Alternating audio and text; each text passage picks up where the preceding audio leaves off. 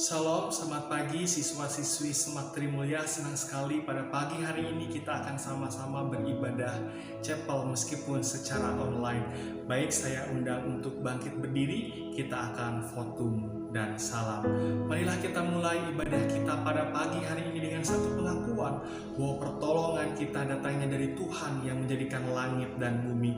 Turunlah atas kita sekalian rahmat dari Allah Bapa, cinta kasih dari Tuhan Yesus Kristus, dan pertolongan penyertaan datangnya dari Roh Kudus menyertai kita sekalian.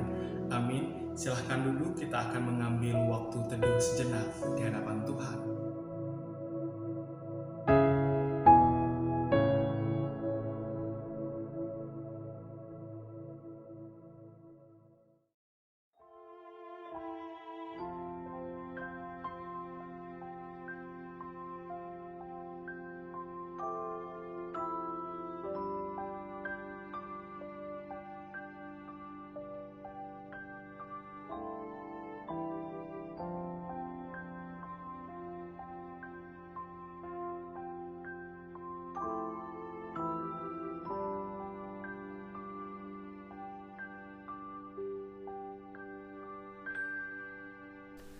When my world is shaking and the storm is breaking, I lift my hands to you.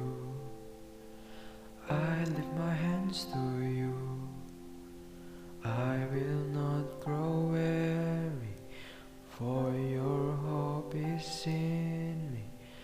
I fix my eyes on you. I fix my eyes on you. Your faithfulness casts away my fears. For God, you are my strong foundation. Now I will stand and have my peace. For God, your grace is everlasting. God, you are beside me, always there to lead me, and I will not be shaken. I put my trust in you. Jesus, you're amazing, glorious, everlasting, and I will sing forever. Lord, there is none like you. Lord, there is none like you.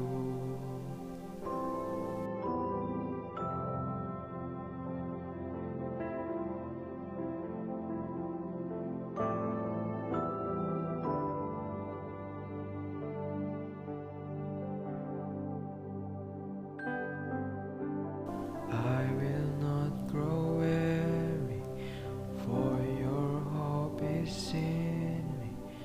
I fix my eyes on you.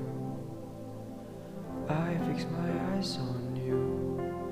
Your faithfulness casts away my fears. For God, you are my strong foundation. Now I will stand and have my peace. For God, your grace is everlasting. God, you are beside me, always there to lead me, and I will not be shaken. I put my trust in you. Jesus, you're amazing, glorious, everlasting, and I will sing forever. Lord, there is none like you. Lord, there is none like you.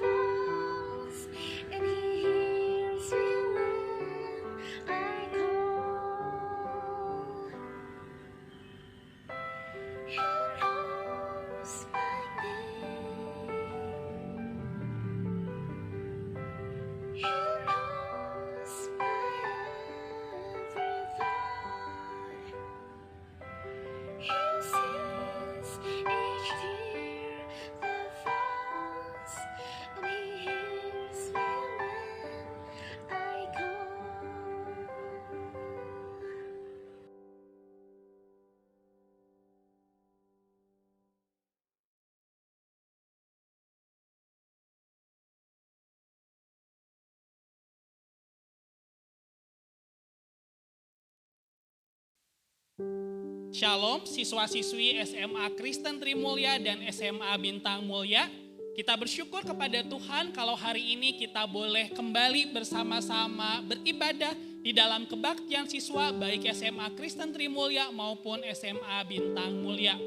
Saya penginjil Yogi Fitra Firdaus dari GKI Anugerah Bandung akan melayankan firman Tuhan bagi teman-teman semuanya. Sebelum kita masuk lebih jauh di dalam perenungan firman Tuhan pada hari ini, kita bersama-sama tundukkan kepala kita berdoa. Tuhan Yesus yang baik, kami mengucap syukur berterima kasih karena Engkau senantiasa memelihara kehidupan kami. Engkau juga yang memimpin dan menopang kami melewati hari demi hari di dalam masa studi kami. Tuhan, kami bersuka cita kalau pada hari ini kami kembali boleh bersama-sama beribadah. Kami telah menaikkan puji-pujian kami dan penyembahan kami kepadamu. Dan sebentar kami akan bersama-sama membaca, merenungkan akan kebenaran firman Tuhan. Tuhan tolong kami, biarlah hati kami, pikiran kami dan telinga kami boleh terfokus kepada setiap sapaan sabda Tuhan.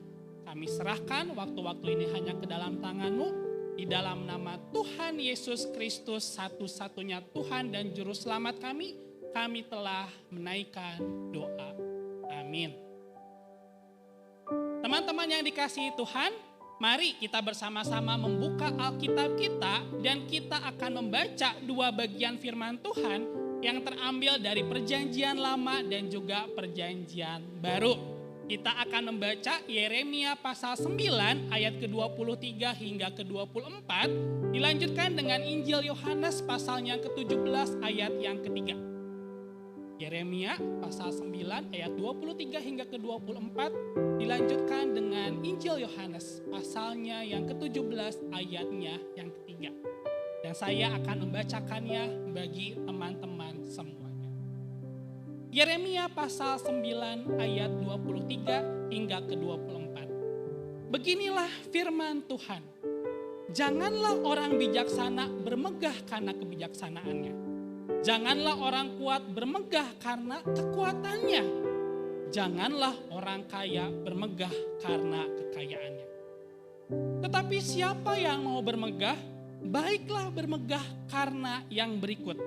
Bahwa ia memahami dan mengenal aku, bahwa akulah Tuhan yang menunjukkan kasih setia, keadilan dan kebenaran di bumi. Sungguh semuanya itu kusukai, demikian firman Tuhan. Dilanjutkan dengan Yohanes pasal 17 ayatnya yang ketiga. Inilah hidup yang kekal itu, yaitu bahwa mereka mengenal Engkau satu-satunya Allah yang benar, dan mengenal Yesus Kristus yang telah Engkau utus. Sedemikian jauh pembacaan firman Tuhan kita pada hari ini. Berbahagialah kita yang senantiasa membaca, merenungkan, terlebih melakukan firman Tuhan di dalam kehidupan kita. Teman-teman yang dikasihi Tuhan, pada tahun 2016 ada sebuah drama Korea yang cukup terkenal pada saat itu. Judulnya adalah The Age of Youth. Drama Korea ini menceritakan persahabatan 5 orang perempuan yang hidup bersama di sebuah rumah kos. Bagi teman-teman yang studi di SMA Kristen Trimulya maupun di SMA Bintang Mulia tetapi berasal dari luar kota Bandung, mungkin punya pengalaman bagaimana serunya hidup di sebuah rumah kos. Dan tentunya seperti umumnya drama-drama Korea, selain kita bisa melihat ajusi atau opa-opa yang ganteng dan juga nuna-nuna yang cantik, drama Korea ini juga diisi dengan berbagai dinamika kehidupan, intrik-intrik, konflik, perseteruan, bahkan ada kalanya diisi dengan sisi-sisi yang romantis sekaligus humor.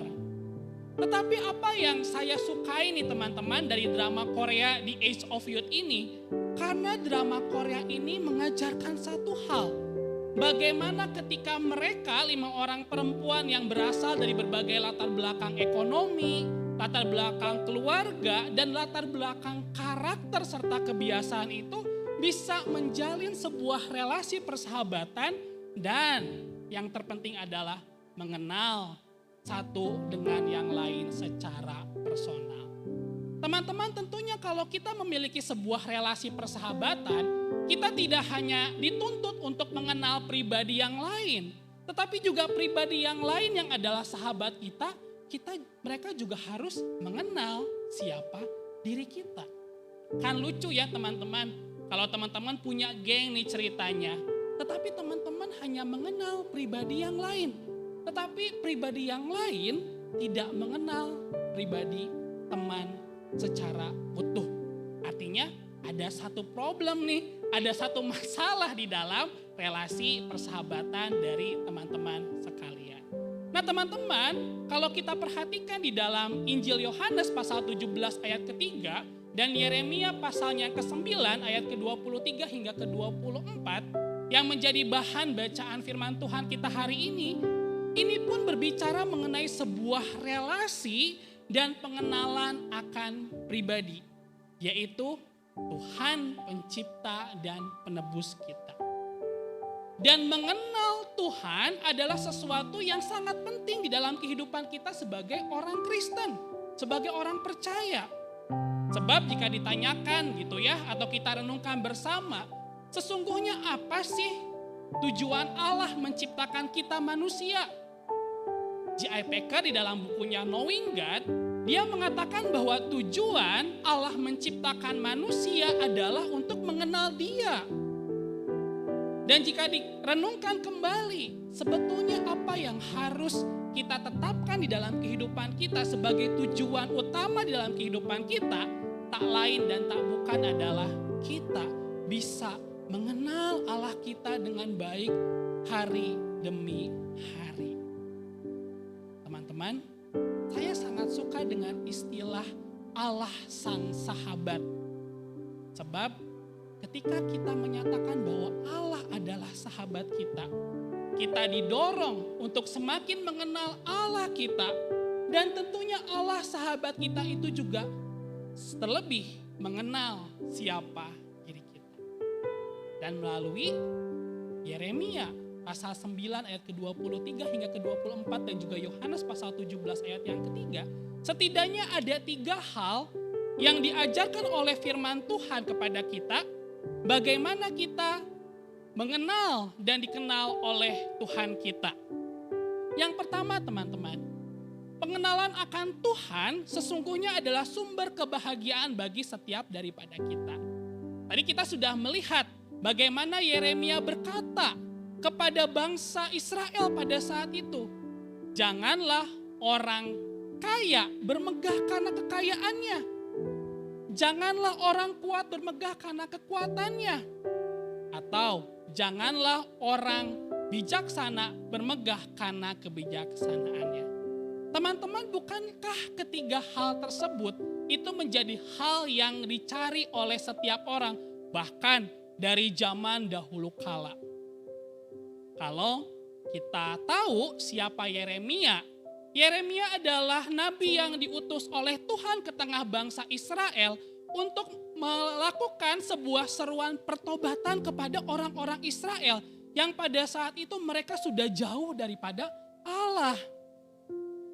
Dan kitab Yeremia ini ditulis pada masa-masa sebelum bangsa Israel dibuang.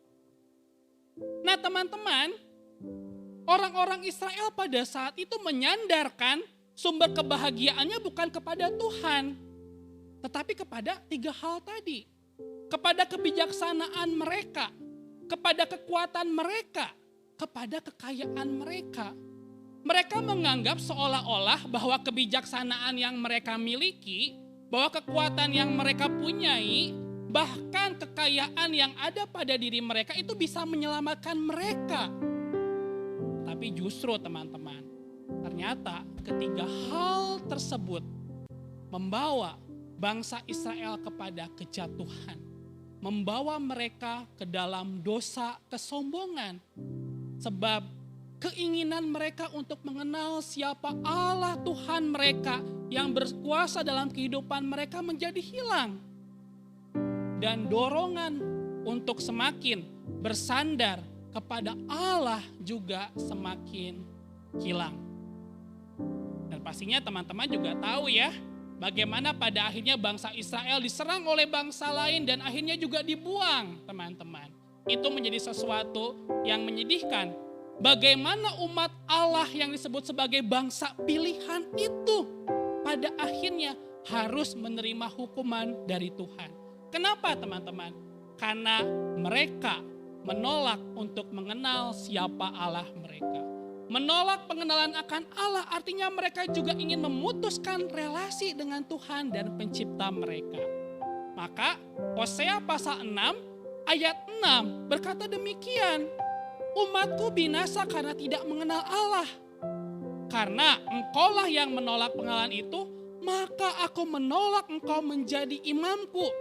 Dan karena engkau melupakan pengajaran Allahmu, maka aku juga melupakan anak-anakmu. Wah, ngeri banget ya teman-teman kalau kita baca dari Hosea pasal 6 ayat yang ke-6.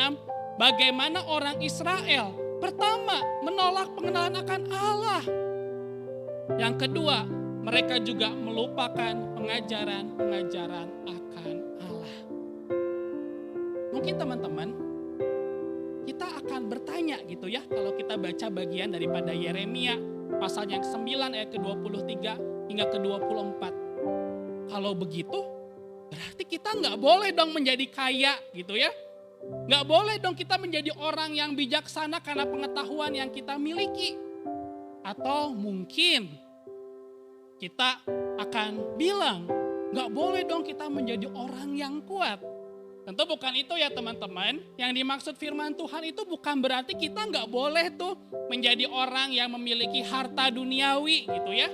Atau kita menjadi orang yang bijaksana karena pengetahuan kita. Atau menjadi orang yang kuat. Bukan itu teman-teman. Saya tahu teman-teman bahwa orang-orang memang banyak yang mengejar ketiga hal tadi. Mengejar kekayaan, mengejar ilmu pengetahuan, mengejar kekuatan yang mereka miliki. Bahkan satu ketika waktu saya dulu masih sekolah di sekolah Alkitab lalu pelayanan weekend di sebuah gereja, ada seorang remaja yang kira-kira usianya 15 tahun gitu ya. Waktu itu saya tanya kepada si remaja ini, menurutmu kebahagiaan itu apa sih? Lalu dengan penuh percaya diri si remaja yang mungkin waktu itu masih kelas 2 SMA gitu ya, dia mengatakan demikian, kok bagi saya kebahagiaan itu hal yang sederhana. Pertama, saya lulus SMA dengan nilai terbaik sehingga saya bisa masuk ke tempat kuliah yang sangat baik. Lalu setelah lulus kuliah saya bisa meniti karir, mengumpulkan uang sehingga saya menjadi orang yang memiliki tabungan yang banyak. Dengan tabungan yang banyak itu saya bisa mencari istri yang cantik. Waduh, saya bilang kalau kayak begitu mah simpel dari mananya gitu ya. Konsep kebahagiaannya pertama lulus dengan nilai terbaik. Artinya dia ingin memiliki pengetahuan yang luar biasa supaya bisa masuk ke tempat kuliah yang bagus. 2. Yang kedua, meniti karir dengan lancar, punya uang. Berarti apa? Konsep kebahagiaannya adalah kekayaan. Yang ketiga, dengan kekayaannya itu dia bisa mendapatkan istri yang cantik. Artinya dia memiliki power, memiliki kekuatan di dalam uangnya itu. Tetapi teman-teman, betulkah bahwa ketiga hal tadi, kekayaan, pengetahuan, dan kekuatan atau power yang kita miliki menjadi sumber kebahagiaan dalam kehidupan kita? Nyatanya tidak ya teman-teman. Kita juga melihat bagaimana banyak orang yang punya kekuasaan, orang punya kekayaan, orang yang memiliki pasangan cantik atau ganteng, toh pada akhirnya juga mereka menemukan kekosongan di dalam kehidupannya. Kita lihat di berita beberapa tahun yang lalu, seorang pengusaha kaya di Jerman bunuh diri dengan menabrakkan diri kepada kereta. Teman-teman, begitu miris. Kalau teman-teman yang perempuan nih khususnya gitu ya, yang tahu dengan merek-merek tas, Kate Spade, seorang desainer tas terkenal di Amerika. Dia memiliki pasangan yang ganteng. Dia memiliki usaha dengan omset yang sangat besar. Orang yang kaya. Toh pada akhirnya juga bunuh diri, teman-teman. Kenapa? Karena ada yang kosong di dalam dirinya. Blaise Pascal pernah mengatakan bahwa di dalam diri manusia itu ada lubang di dalam hatinya, di mana mereka mencari kepuasan dengan hal-hal duniawi tadi. Tetapi kepuasan yang sejati adalah ketika diisi oleh Tuhan. Diisi oleh Tuhan artinya kita memiliki relasi dengan Tuhan dan penebus kita. Dan kita mengenal sungguh-sungguh siapa Tuhan kita. Kita berbahagia karena kita memiliki relasi. Kita mengenal Tuhan Sang Pencipta kita. Kita mengenal rancangan-rancangan Tuhan di dalam kehidupan kita. Itulah yang membuat kita menjadi bahagia dan menemukan sumber kebahagiaan. Maka teman-teman, saya bertanya lagi gitu ya kepada si anak muda tadi gitu ya, yang tadi saya ceritakan. Lantas siapa yang memberikan itu semua kepadamu ketika kamu bisa mencapai semua impian dan cita-cita itu? Lantas apa respon hatimu ketika kamu tidak mendapatkan itu semua? Lalu dia diam sejenak dan menjawab, waduh kok kayaknya kalau misalkan gua nih ya planning itu semuanya gak kecapai, mungkin gua akan kecewa gitu ya. Mungkin gua akan putus asa. Saya bilang, kamu kecewa dan putus asa karena menyandarkan itu semua sebagai sumber kebahagiaan dan menganggap itu semua dapat dicapai oleh kekuatan sendiri. Engkau lupa bahwa segala hal yang mungkin engkau capai itu semuanya berasal dari Allah yang Maha Baik. Jadi kuncinya yang pertama adalah mengenal siapa Allah kita dan mengenal karya di dalam kehidupan kita. Yang kedua teman-teman, apa sih pentingnya kita mengenal Tuhan dan bagaimana kita mengenal Tuhan kita adalah kita harus mengenal Allah kita melalui pribadi Tuhan Yesus Kristus. Di dalam Yohanes pasal 17 ayat ketiga, di dalam doanya kepada Allah Bapa sebelum Tuhan Yesus mengalami masa penderitaan dan naik ke atas kayu salib. Jadi teman-teman, pasal 17 ini adalah sudah mulai masuk nih. Tuhan Yesus Kristus itu akan memasuki masa sengsaranya. Akan mengalami kematian di atas kayu salib demi penebusan dosa manusia. Nah sebelum dia naik ke atas kayu salib, sebelum dia masuk ke dalam masa penderitaannya itu, Tuhan Yesus mendoakan para murid-muridnya. Dia mengatakan begini, bahwa inilah hidup yang kekal itu, yaitu bahwa mereka mengenal Engkau, satu-satunya Allah yang benar, dan mengenal Yesus Kristus yang telah Engkau utus. Nah teman-teman, gambaran Allah di dalam kehidupan kita adalah ketika kita mengenal Tuhan Yesus Kristus sebagai pribadi Allah yang berinkarnasi datang ke dunia merupa di dalam wujud manusia. Kita bisa mengenal Allah di dalam diri Tuhan Yesus Kristus. Bagaimana pribadinya, bagaimana karakternya, bagaimana karya dan tindak tanduknya selama di dalam dunia. Teman-teman, kita bisa mengenal Allah yang penuh kasih itu juga di dalam diri Kristus yang telah menyatakan kasihnya kepada manusia. Tentu kita melihat ya, di dalam teks-teks Injil bagaimana Yesus juga menunjukkan belas kasihnya kepada orang banyak di Israel. Dia tidak hanya mengajar tentang kerajaan Allah, tetapi dia juga melakukan berbagai penyembuhan kepada orang-orang yang sudah lama sakit. Dia memberi makan 5.000 orang. Bahkan kasih Tuhan Yesus itu tidak dibatasi oleh suku bangsa. Tidak dibatasi oleh gender seseorang. Tidak dibatasi oleh orang dewasa atau anak-anak. Saya sangat suka dengan bagian firman Tuhan ketika Tuhan Yesus merangkul anak-anak, menyambut anak-anak. Bukankah teman-teman kalau kita perhatikan di dalam konteks budaya Yahudi atau Israel pada zaman pelayanan Tuhan Yesus, anak-anak seringkali tidak dianggap. Anak-anak belum dianggap menjadi manusia seutuhnya, masih dipandang sebagai setengah manusia. Tetapi Kristus di dalam kasih-Nya Dia menyambut setiap anak-anak datang kepadanya. Bagaimana kita melihat Allah Sang Pemelihara juga kita melihat di dalam pribadi Kristus. Kristus tidak membiarkan 5.000 orang, laki-laki saja. Perempuan dan anak-anak tidak dihitung, berarti jumlahnya bisa lebih banyak. Dia care, dia peduli dengan kebutuhan manusia. Sehingga Tuhan Yesus melakukan mujizat. Sehingga semua orang bisa memiliki atau mendapatkan makanan jasmani. Dari mana kita mengenal Allah, Sang Penebus? Ketika kita melihat bagaimana Tuhan kita Yesus Kristus naik ke atas kayu salib, mencurahkan darahnya demi kita orang berdosa sehingga kita memiliki kehidupan yang kekal. Dan kehidupan yang kekal itu adalah ketika kita terlebih dahulu mengenal Kristus Sang Penebus itu.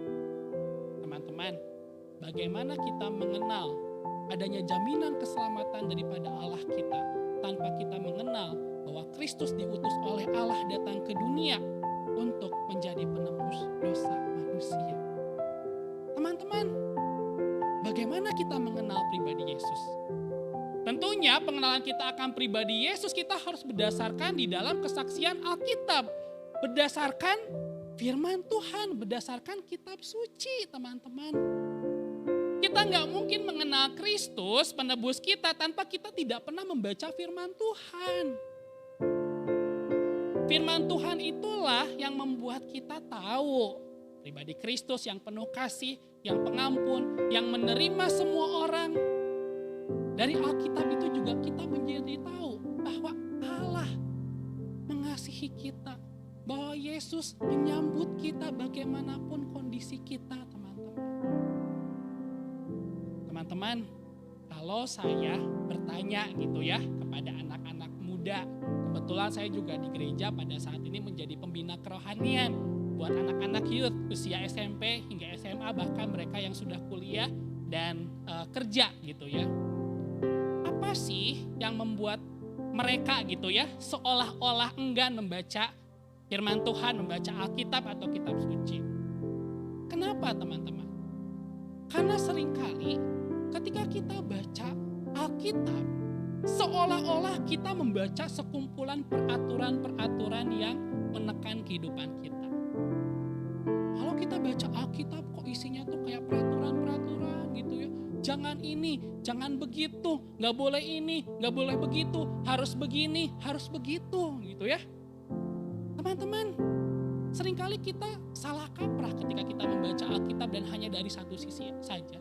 Seolah-olah ketika kita membaca Alkitab, kita samakan dengan kita membaca buku peraturan siswa di SMA Kristen Trimulya atau di SMA Bintang Mulia. Kita tidak memandang Alkitab itu sebagai surat cinta, sebagai surat kasih dari Allah Bapa kita. Kita tidak melihat bahwa Alkitab sebagai tanda kasih daripada Tuhan Yesus Kristus bagi kita. Padahal teman-teman kalau kita perhatikan, memang betul di dalam Alkitab itu ada peraturan-peraturan bagaimana seharusnya kita sebagai orang percaya bertindak. Bagaimana kita sebagai remaja Kristen berbuat. Tetapi kita lebih dalam lagi melihat bahwa sebetulnya di dalam firman Tuhan itu, di dalam Alkitab yang kita baca itu, Tuhan berbicara pribadi kepada kita. Tuhan ingin berelasi dengan kita secara utuh, teman-teman. Kenapa di dalam firman Tuhan kadang kita melihat kenapa Kristus melarang kita berbuat ini yang sebetulnya mungkin menyenangkan bagi diri kita. Teman-teman, karena Kristus mengasihimu. Kristus tidak mau engkau terjerat di dalam dosa yang justru menyusahkanmu. Mari teman-teman, kenali Tuhan kita Yesus Kristus seperti yang disaksikan di dalam firman Tuhan. Mari baca Alkitab sebagai tanda kasih Bapa bagi kita. Tanda cinta Yesus Kristus bagi kita. Di mana Kristus secara pribadi berbicara kepadamu dan menyatakan kasih kepadamu. Jangan lagi membaca Alkitab seolah-olah itu adalah sekumpulan peraturan yang membosankan dan menekanmu sebagai anak muda. Tapi melihat bahwa ini adalah sebuah keinginan, sebuah kerinduan Allah untuk berelasi dengan kita.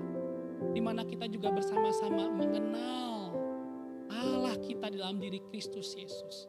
Seperti yang disaksikan di dalam Alkitab.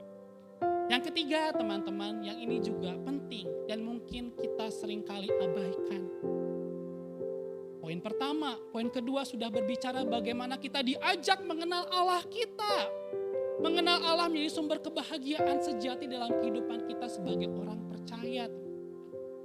Bagaimana kita boleh mengenal Allah melalui diri Kristus yang disaksikan di dalam Alkitab.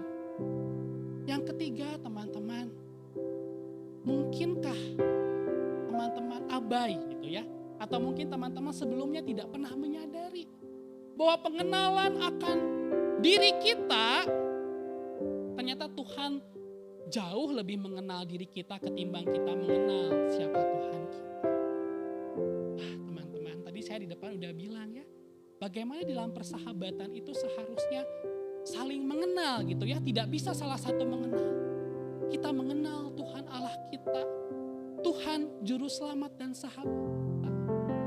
Dan tentunya, dan ini yang paling luar biasa teman-teman, Allah itu jauh lebih mengenal kita ketimbang kita mengenal daripada. Oleh sebab itu teman-teman, kita terus didorong hari demi hari untuk semakin mengenal siapa Tuhan Allah. Teman-teman, Injil Yohanes pernah mengatakan bahwa akulah gembala yang baik dan aku mengenal domba-dombaku. Dan domba-dombaku mengenal aku. Tuhan Yesus sebagai gembala kita, gembala agung kita, tentu Yesus mengenal siapa diri kita. Sebagai kawanan domba kepunyaannya. Tuhan terlebih dahulu mengenal kita. Dan karena Tuhan mengenal kita terlebih dahulu, maka kita pun didorong untuk mengenal siapa gembala kita. Supaya kita tidak tersesat. Supaya justru kita tidak mendekat kepada pencuri yang membinasakan teman-teman. Dalam Mazmur 139 ayat 6, firman Tuhan berkata, matamu melihat selagi aku bakal anak, dan dalam kitabmu semuanya tertulis hari-hari yang akan dibentuk sebelum ada satupun dari padanya. Bahkan Tuhan teman-teman, Sang Pencipta kita, Dia mengenal bahkan ketika kita masih bakal anak. Masih di dalam kandungan. Mungkin masih berupa zigot gitu ya, Allah sudah mengenal kita. Mengenal siapa Yogi, mengenal siapa teman-teman dengan utuh.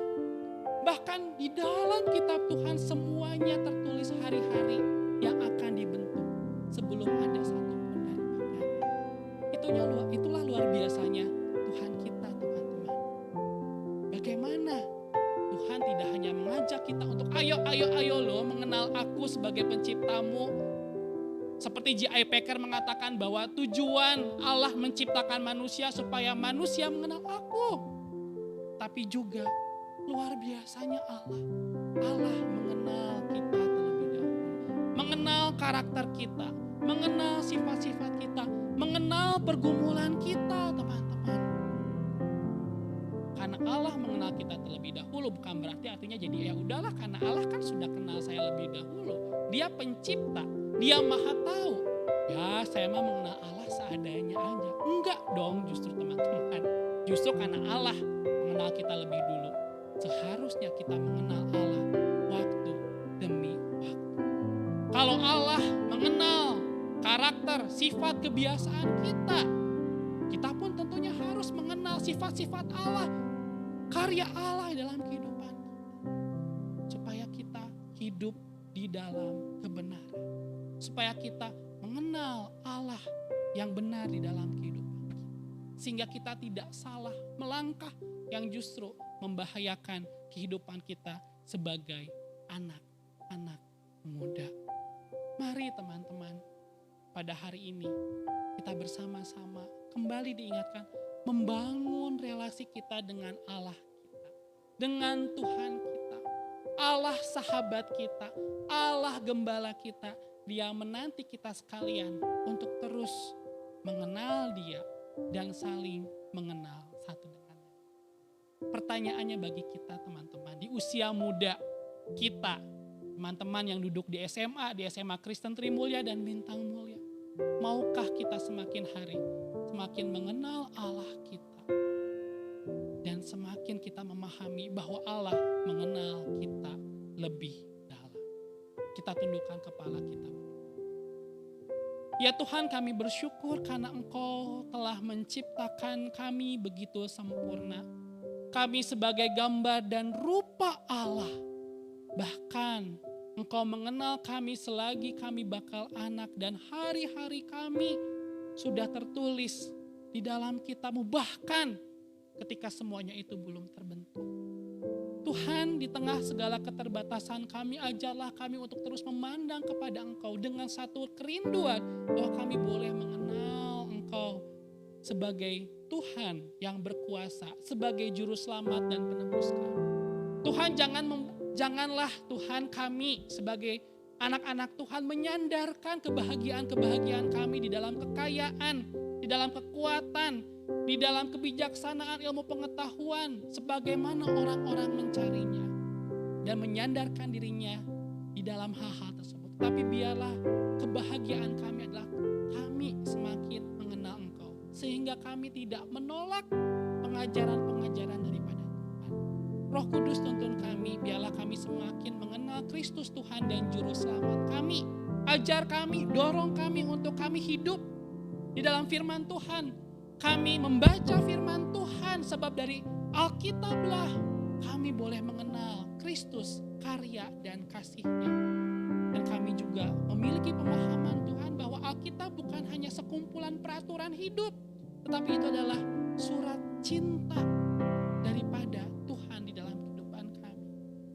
Ajar kami Tuhan, ketika kami mengetahui bahwa Allah mengenal kami lebih utuh, jauh daripada kami mengenal Allah, itu membuat kami terdorong untuk semakin rindu mengenal Tuhan di dalam kehidupan kami. Tidak hanya tahu, tetapi kami mengalami Tuhan di dalam kehidupan kami. Kami mengenal Allah yang benar dan kami pun hidup di dalam kebenaran. Ajar kami ya Tuhan untuk mengalami keserupaan di dalam Kristus Yesus anak-Mu yang tunggal. Di dalam nama Tuhan Yesus Kristus, satu-satunya Tuhan dan Juru Selamat kami telah berdoa. Amin. Tuhan Yesus memberkati kita.